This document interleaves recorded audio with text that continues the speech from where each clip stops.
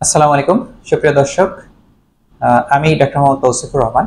আজকে আমি আপনাদের সামনে হাজির হয়েছি হাড়ের ক্যান্সার সম্পর্কে কিছু তথ্য দেওয়ার জন্য। জুলাই মাস হাড়ের ক্যান্সার সচেতনতার মাস। বিশ্বব্যাপী প্রতি বছর জুলাই মাসকে হাড়ের ক্যান্সার সচেতনতার মাস হিসেবে উদযাপন করা হয়। আসুন জেনে নিই হাড়ের ক্যান্সার কি।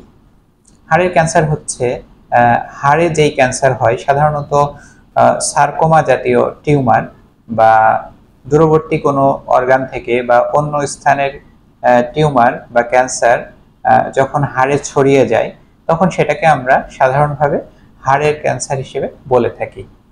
হাড়ের ক্যান্সার কাদের বেশি হয়? নারী এবং পুরুষে প্রায় সমভাবে হাড়ের ক্যান্সার আক্রান্ত হতে পারেন।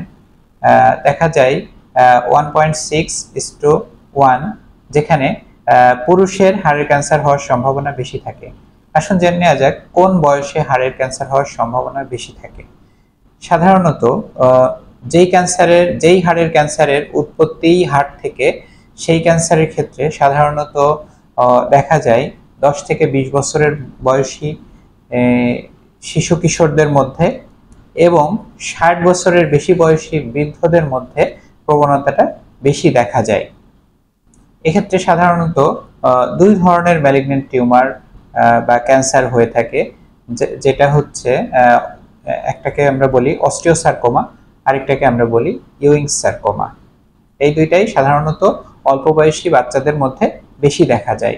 আর যেসব ক্ষেত্রে হাড়ের টিউমারটা অন্য কোনো ক্যান্সারের স্থান থেকে এসে ছড়িয়েছে, সেখানে সেই টিউমারটা সাধারণত দেখা যায় যে প্রাপ্তবয়স্ক বা বেশি বয়স্ক মানুষের মধ্যে বেশি দেখা যায়। আসুন জেনে নেওয়া যাক লক্ষণসমূহ কি কি।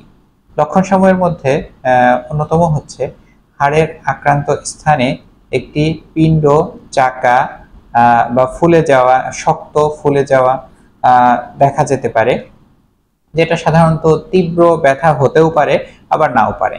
নড়াচড়ায় অসুবিধা হয়, হাড় ক্ষয়, দুর্বলতা এগুলো থাকতে পারে। তাছাড়া জ্বর হয়, বমি বমি ভাব হয়, অতিরিক্ত শারীরিক ওজন কমে যাওয়া, অতিরিক্ত শারীরিক দুর্বলতা, রক্তশূন্যতা দেখা দেওয়া, ঘন ঘন জ্বর হওয়া অন্যতম।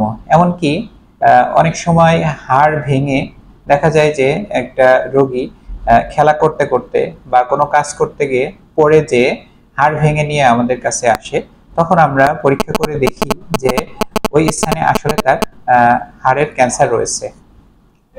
আসুন জেনে নেওয়া যাক কারণগুলো কি কি। হাড়ের ক্যান্সারের কারণগুলো সাধারণত জানা যায় না, তবে দেখা যায় যে কিছু জেনেটিক কম্পোনেন্ট থাকে কিছু ক্ষেত্রে। যেমন যাদের অস্টিওসার্কোমা আছে তাদের পারিবারিক ইতিহাস থাকতে পারে অস্টিওসার্কোমার। এছাড়াও যারা রেডিয়েশন নিয়ে কাজ করেন, যাদের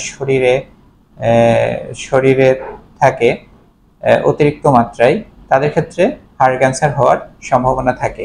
যেমন ধরুন যাদের বাচ্চা বয়সে বা অল্প বয়সে কোনো টিউমার বা ক্যান্সারের কারণে যাদের রেডিওথেরাপি দেওয়া হয়েছে, সেই রেডিওথেরাপি দেওয়ার স্থানে পরবর্তীকালে হাড়ের ক্যান্সারও হতে পারে। এরপরে কিছু কেমোথেরাপি, যেমন অ্যালকালাইটিং এজেন্ট যেমন অ্যানথ্রাসাইক্লিন, এই গ্রুপের কেমোথেরাপি নিলে তার পরবর্তীকালে হাড়ের ক্যান্সার হওয়ার ঝুঁকি থাকে। এছাড়াও হাড় ভেঙে গেলে বা ভাঙা হাড়ে যে ধরনের মেটালিক ইমপ্লান্ট ব্যবহার করা হয়, সেই মেটালিক ইমপ্লান্ট থেকেও হাড়ের ক্যান্সার, সেটাও পরবর্তীকালে হাড়ের ক্যান্সারে রূপ নিতে পারে। আসুন জেনে নিই হাড়ের ক্যান্সার কিভাবে আমরা শনাক্ত করতে পারি। হাড়ের ক্যান্সার শনাক্ত করার জন্য যদি কোনো লক্ষণ প্রকাশ পেয়ে থাকে, আর দেরি না করে নিকটবর্তী কোনো ডাক্তারের শরণাপন্ন হতে হবে এবং ডাক্তার এক্স-রে এবং প্রয়োজনীয় পরীক্ষার মাধ্যমে নির্ণয় করবেন যে তার হাড়ের ক্যান্সার রয়েছে কিনা। এক্ষেত্রে টিস্যু পরীক্ষার মাধ্যমে আমরা নিশ্চিত হতে পারি যে তার হাড়ের ক্যান্সার আছে কিনা, যেটা হচ্ছে বায়োপসি পরীক্ষা। তারপরে এটা অন্য কোথাও ছড়িয়েছে কিনা দেখার জন্য আমরা CT scan, MRI, PET CT scan, chest X-ray, ultrasono, whole body bone scan আমরা করতে পারি। আসুন জেনে নেওয়া যাক আমরা কিভাবে হাড়ের ক্যান্সারের চিকিৎসা করতে পারি। হাড়ের ক্যান্সারের চিকিৎসার জন্য আমরা প্রথমত সার্জারি করতে পারি। সার্জারি, তারপরে কেমোথেরাপি, রেডিওথেরাপি, ইমিউনোথেরাপি অন্যতম। তবে দেখা যায় ছড়িয়ে পড়া হাড়ের ক্যান্সারের ক্ষেত্রে আমাদের অনেক ক্ষেত্রে সার্জারি করার অপশনটা থাকে না। আসুন জেনে নেওয়া যাক আমরা হাড়ের ক্যান্সার কিভাবে প্রতিরোধ করব। হাড়ের ক্যান্সার প্রতিরোধের জন্য আসলে সুস্পষ্ট কোনো উপায় নেই।